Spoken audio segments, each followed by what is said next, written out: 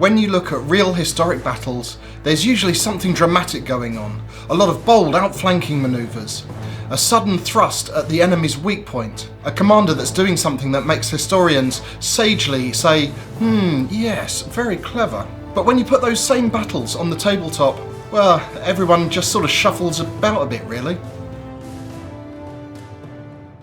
In this video, I want to talk about why that happens, and more importantly, how some rule designers have tried to fix this in clever and sometimes downright heretical ways. And yes, I'm even going to show you one historical game that uses time telescoping. And despite how that sounds, it's not actually a sci-fi thing. So, what's the problem? For me, it's this. Our toy soldiers spend far too long inching towards each other instead of getting to the interesting bits. In Napoleonic games, it's completely normal for an attacking force to take several turns just to go straight forward and get into musket range. In World War II, a section would, in real life, probably have time to work its way around a flank, set up covering fire, and launch an assault. On the tabletop, they advance 3 inches, then they wait, then they advance 3 inches again. Our little toy soldiers have lead feet, and frankly, for my liking, they just don't move fast enough. So let me know in the comments if you feel the same frustration with movement in war games that I do. And if you know of any games that tackle the problem in interesting ways, especially ones I don't mention, please drop them in the comments as well. I'm always happy to steal,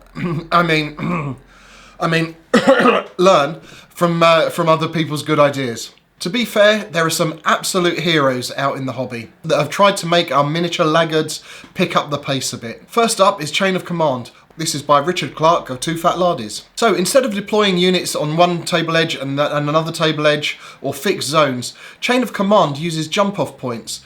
These are placed during the pre-game patrol phase, which is basically a mini-game of reconnaissance and manoeuvre before the first shot is fired. Play it well and your troops start the game in a strong, realistic position. Play it badly and you may spend the rest of the battle wondering why your entire platoon is attacking through a swamp. It's a brilliant way of making manoeuvre matter without forcing units to crawl across the tabletop 1 inch at a time. Next up is Art de la Guerre, an ancients game built around command points. If you've played DBA or DBM, the idea should sound familiar. But here's the clever bit. Your army is dividing into wings, and each wing has its own commander with their own pool of command points, in addition to any pips they roll. So if you're Alexander the Great, and you want to launch a massive sweeping flank attack, you can plan for it rather than praying that the dice gods don't immediately ruin your day. The result is movement that feels deliberate and confident, instead of hesitant and dice-driven. So the next thing I'm going to talk about is time telescoping. But before I do, I'd like to say a very quick thank you to CMA Creative Solutions. CMA have been supporting the wargames and miniatures industries for over 30 years, and now I'd like to thank them for supporting me. And back to the main content. Empire and time telescoping time now for a real old-fashioned gem. The 3rd edition of Empire, published all the way back in 1981, introduced a concept called time telescoping. And no, it's not as complicated as it sounds. The basic idea is that the game zooms in when the fighting's happening and zooms out everywhere else. 1 Empire turn represents an hour of real time.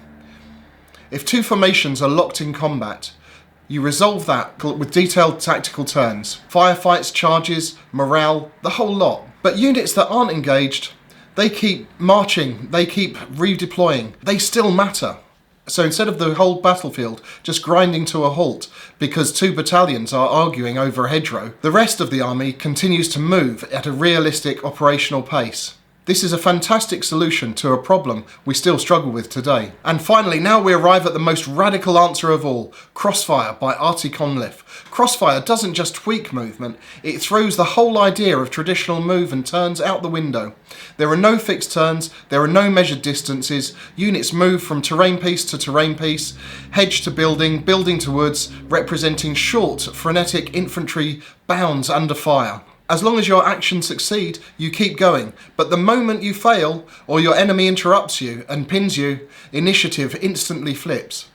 The game flows as a constant series of pushes, reactions, and sudden reversal. Movement feels risky, dynamic, and crucially fast. It doesn't feel like taking turns. It feels like commanding troops in real time, and occasionally regretting your choices. So when we talk about the problem with wargaming movement, It turns out it's not really about inches or tape measures at all. It's about time, momentum and opportunity. Too often our games slow everything down to the pace of the smallest firefight, and in doing so, they quietly kill the bold manoeuvres that real history is full of. But the games we looked at today prove that this isn't inevitable. Whether it's chain of command using pre-game measurement, art de la guerre giving commanders flexible, reliable control, empire stretching and compressing time, or crossfire throwing turns completely out the window. Each of these designers asked the same question. How do we make movement feel decisive again? And maybe the answer isn't making soldiers move further. Maybe it's changing how we think about time, control, initiative on the tabletop. And if nothing else, next time someone suggests scrapping turns and tape measurements, maybe don't burn them at the stake like they're a witch.